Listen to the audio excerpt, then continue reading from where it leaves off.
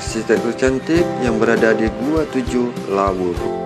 Gua 7 ini terbentuk dari hasil proses geologi alam yang berlangsung ratusan tahun yang lalu.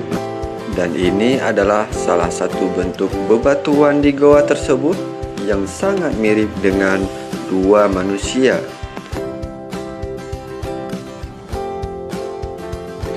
Gua 7 ini terbentuk di kawasan penggunungan yang mengandung banyak bebatuan kapur. Fenomena geokimia perpaduan antara air, batu, dan massa hingga membentuk bebatuan yang cantik seperti yang terlihat di dalam video ini. Ada yang berbentuk seperti bunga bergantungan, dan ada pula yang berbentuk seperti tangkai, bahkan tapak manusia. Ini salah satu contohnya.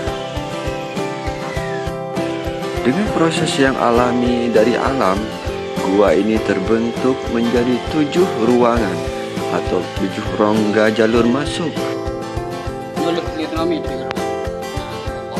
Lafaz Allah, lisanami debit. Dan tulisan Allah ini terbentuk secara alami di dinding goa. The light of Aceh, wonderful Indonesia.